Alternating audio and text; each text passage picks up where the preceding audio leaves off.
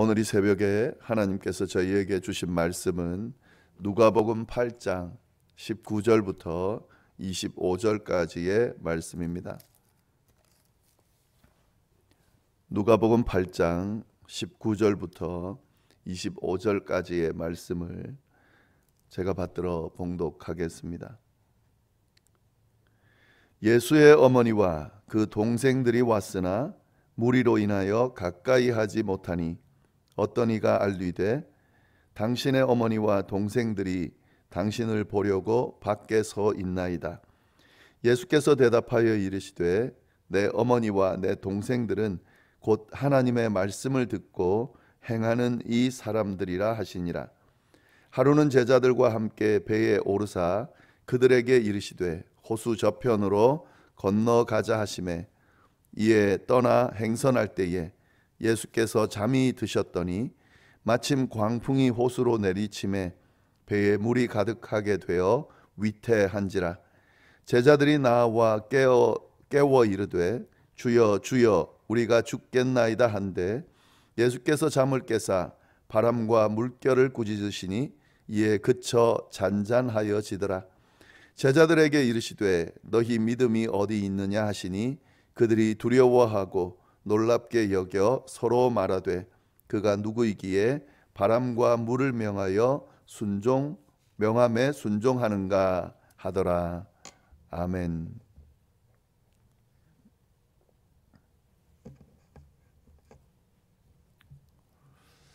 네, 오늘 말씀에는 두 가지의 내용이 나옵니다. 예수님의 참된 가족이 누구인지에 대한 내용과 풍랑을 잠잠하게 하신 예수님에 대한 내용이 나옵니다.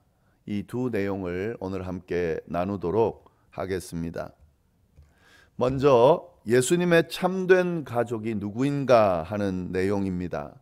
19절부터 21절까지의 말씀인데요. 내용은 아주 간단합니다. 예수님의 어머니와 동생들이 예수님을 만나기 위해서 찾아왔습니다.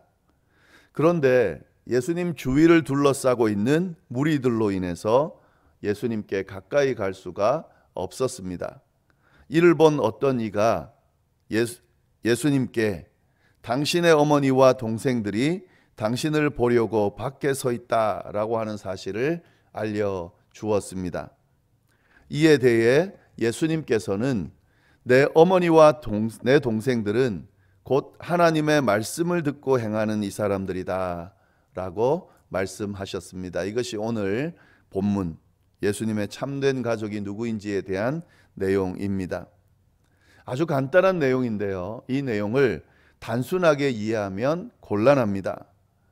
예수님은 어떻게 자신을 찾아온 가족들을 모르는 척하고 다른 사람들을 향해서 가족이라고 하는가라는 식의 단순한 이해는 아주 곤란합니다. 이 말씀을 제대로 이해하지 못하는 것입니다. 이 내용을 제대로 이해하기 위해서 좀 더 자세한 정보를 알 필요가 있습니다. 이 내용 좀 보겠습니다. 이 사건의 배경을 좀 알아야 되는데요. 누가복음에는 이 내용이 간단하게 나옵니다. 오늘 본문으로 보면은 예수님의 어머니와 동생들이 예수님을 보려고 왔다 이렇게만 돼 있죠. 그러니까 예수님을 만나고 싶어서 만나러 왔다 이런 식으로 이해할 수 있는데 같은 내용을 담고 있는 마가복음을 보면은요 자세한 내용이 언급되고 있습니다. 이 당시 상황이 어떠한지를 잘 언급하고 있습니다. 마가복음을 보면은 예수님의 가족들이 왜 예수님을 찾아왔는지에 대한 내용이 자세하게 언급되고 있는데요. 그들은 예수님이 미쳤다라고 하는 소문을 듣고 예수님을 잡으러 왔습니다. 마가복음 3장 21절에 이렇게 돼 있는데 예수의 친족들이 듣고 그를 붙들러 나아오니 이는 그가 미쳤다 하밀러라. 여기서 친족들이라 함은 예수님의 어머니와 동생들을 포함한 그런 친족들을 의미하겠죠. 이들이 소문을 들은 거예요. 예수님이 미쳤다는 소문을 듣고 그래서 예수님을 잡으러 온 겁니다. 그냥 방문하러 온 것이 아닙니다. 당시에 예수님은 미쳤다라고 하는 소문이 나 있었는데요. 이는 서기관들이 말하는 예수님이 귀신들의 왕인 바알세불에 사로잡혀 있고 그 바알세불에 사로잡혀 있기 때문에 귀신들을 쫓아낸다라고 하는 그 주장에 근거한 소문이었습니다. 그러니까 귀신 들려 있다, 이런 소문인 거죠. 이런 소문을 듣고 예수님의 가족들이 예수님을 데려가기 위해서 잡으러 온 상황입니다. 아마도 그들은 예수님이 가족들의 명예를 더럽히고 있다라고 생각했기 때문에 예수님의 어머니와 형제들이, 동생들이 예수님을 잡으러 온 겁니다. 이들은 예수님의 가족임에도 불구하고 예수님이 어떤 분이신지를 정확하게 모르고 있었음이 분명합니다. 그러니까 잡으러 왔겠죠. 그러니까 예수님이 미쳤다는 소문을 듣고 데리러 온 거겠죠. 이러한 배경에서 예수님께서 하신 말씀이 바로 오늘 말씀입니다. 예수님은 참된 가족이 누구인지를 분명하게 알려주셨습니다. 예수님이 어떤 분이십니까? 예수님은 하나님의 아들이시고 이 세상에 오신 목적이 분명합니다. 그것을 사람들에게 알려주는 것은 너무 당연한 일이죠. 예수님은 자신을 믿고 따르는 사람들에게 어떤 신분적인 변화가 일어났는지에 대해서 분명하게 말씀해 주셨습니다. 그것이 바로 자신의 참된 가족이 누구인지에 대한 내용입니다. 예수님은 자신의 참된 가족이 하나님의 말씀을 듣고 행하는 자라는 사실을 분명하게 알려줬습니다. 21절 말씀이었죠. 내 어머니와 내 동생들, 곧 하나님의 말씀을 듣고 행하는 이 사람들이 바로, 내 동생들은 곧 하나님의 말씀을 듣고 행하는 이 사람들이다.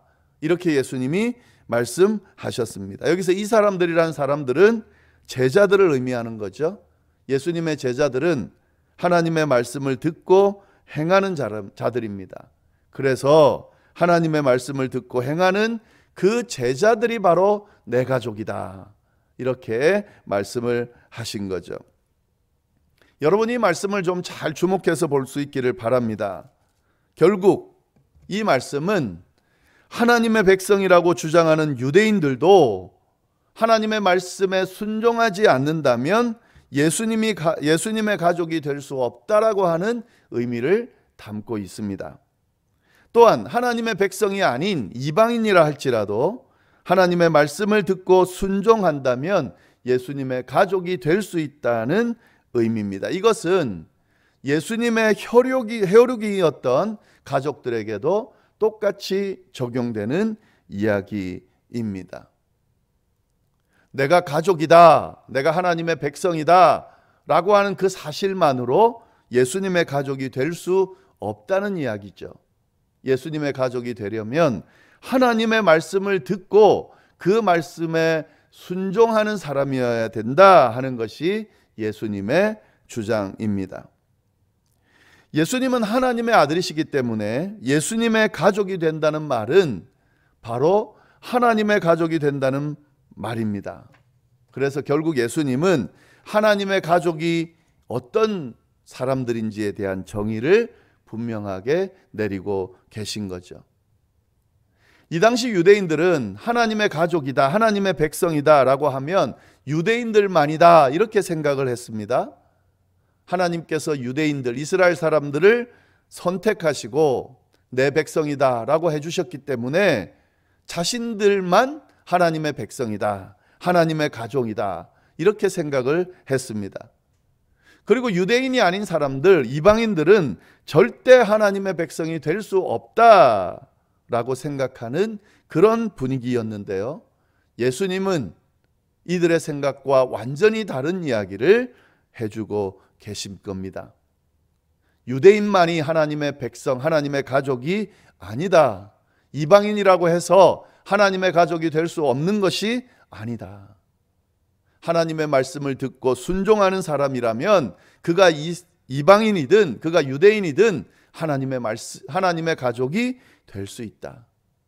만약에 하나님의 말씀을 듣고 순종하지 않는 사람이라면 그가 이방인이든 그가 유대인이든 하나님의 가족이 될 수 없다라는 사실을 확실하게 알려주고 있습니다. 여러분, 이 말씀은 이 당시에만 적용되는 것이 아니라 오늘날에도 똑같이 적용되는 말씀입니다. 오늘날 교회를 다니는 사람들에게도 그대로 적용되는 말씀이죠. 내가 교회를 다니고 있고 세례를 받고 교회에 소속되어 있다, 교회 직분을 맡은 직분자다라고 해서 그가 바로 하나님의 백성이다 이렇게 말할 수는 없다는 거죠. 교회를 다니기 때문에 하나님의 백성이다, 하나님의 가족이다, 예수님의 가족이다 이렇게 똑같이 적용되는 것은 아니라는 거예요. 하나님의 백성이 되려면, 하나님의 가족이 되려면 하나님의 말씀을 듣고 그 말씀대로 순종하는 사람들이다, 예수님이 분명히 말씀해주고 계십니다. 오늘날 이 교회 안에서 이 부분이 바로 세워질 필요가 있습니다. 그냥 교회 다니니까, 내가 교회 다니고 교회 멤버로서 세례받은 자로서 직분자로서 봉사하니까 하나님이 나의 하나님이고 나는 하나님의 가족이고 백성이야, 그러니까 나는 그냥 구원받을 수 있고 천국에 갈 수 있겠지. 여러분, 그가 진짜 하나님의 백성인지 아닌지, 그가 구원받은 자인지 아닌지 하나님의 말씀을 대하는 태도를 보면 알 수가 있습니다. 하나님의 말씀에 전혀 귀 기울이지 않고 하나님의 말씀에 전혀 순종하고 하나님의 말씀대로 따르지 않으면서 내가 하나님의 백성이다, 내가 하나님의 가족이다, 예수님의 가족이다, 구원받은 백성이다 이렇게 생각하는 것은 너무 아니란 생각이에요. 그렇지 않을 수 있다, 오늘 말씀이 분명히 이야기하고 있습니다. 잘 한번 말씀을 좀 다시 한번 묵상해 보기를 바랍니다. 두 번째 내용은 풍랑을 잠잠하게 하신 예수님에 대한 내용입니다. 22절부터 25절까지의 말씀인데요, 제가 이 말씀을 간단하게 요약해서 말씀드려 보겠습니다. 예수님께서 배를 타고 호수 반대편으로 건너가실 때 일어난 사건입니다. 그렇게 배를 타고 가고 있는데 갑자기 호수에 광풍이 불어닥쳐서 배에 물이 가득 차게 되고 위험한 지경에 이른 그런 상황이 됐습니다. 이때 예수님은 배에서 주무시고 계신 그런 상황인데요, 제자들은 두려움에 빠져서 주무시는 예수님을 깨웁니다. 그러면서 예수님에게 자신들이 죽게 된 것을 돌아보지 않느냐고 하면서 예수님께 이야기를 합니다. 그때 예수님은 잠에서 깨어나시게 되고요, 바람과 파도를 꾸짖으셔서 그것들을 잠잠하게 만들어 주셨다 하는 내용이 이 내용입니다. 우리는 이 사건을 통해서 몇 가지 깨달을 수 있는 내용을 발견할 수 있는데요, 그 내용을 좀 함께 나눠보도록 하겠습니다. 먼저 우리가 볼 수 있는 내용은 예수님께서 바람과 물결을 꾸짖게 하는 그 모습에서 마귀의 권세, 악한 영의 세력을 제압하는 권세가 있다는 사실을, 마귀의 세력을 제압하는 권세가 있다는 사실을 우리가 알 수 있게 됩니다. 당시 유대인들은요, 이 바람이라고 하는 것이 어떤 영적인 존재에 의해서 지배당하고 있다 이렇게 생각했습니다. 따라서 풍랑이 불어서 배를 위기에 빠뜨렸다 하는 것은 영적인 어떤 존재가 그렇게 했다 이렇게 이해하고 있었다 하는 거죠. 이런 영적인 존재를 향해서 예수님께서 꾸짖으셨고 그랬더니 잠잠해졌다 하는 것이 오늘 사건이죠. 이 내용을 보면서 예수님은 바람을 지배하고 있는 어떤 영적인 존재를 제압하는 권세가 있다는 사실을 드러내주고 있다 하는 거죠. 이 어떤 영적인 존재가 바로 사단의 세력인데요, 그 사단의 세력을 제압하는 권세가 예수님께 있다는 사실을 오늘 본문이 드러내주고 있습니다. 또 어떤 내용을 깨달을 수 있냐면요, 예수님께서 바람과 물결을 꾸짖어 잠잠하게 하신 그 모습은 결국 예수님이 하나님이라고 하는 사실을 드러내주고 있습니다. 왜 이렇게 생각할 수 있냐면요, 이 시편을 보면은 바다의 물결, 파도죠. 파도를 잠잠하게 할 수 있는 분은 오직 하나님이다라는 고백이 나와요. 시편에 보면은요, 시편 89편 9절 이런 내용이 나오는데요, 주께서 바다의 파도를 다스리시며 그 파도가 일어날 때에 잠잠하게 하시나이다, 이렇게 돼 있어요. 시편 65편 7절에도 이렇게 나옵니다. 광풍을 고요하게 하사 물결도 잔잔하게 하시는도다. 하나님이 그렇게 하신다는 내용인 거죠. 따라서 예수님이 광풍에 의해 요동치는 바다의 물결을 잔잔하게 하신 이 기적은 결국 하나님이 하신 일을 행하신 것이 되는 겁니다.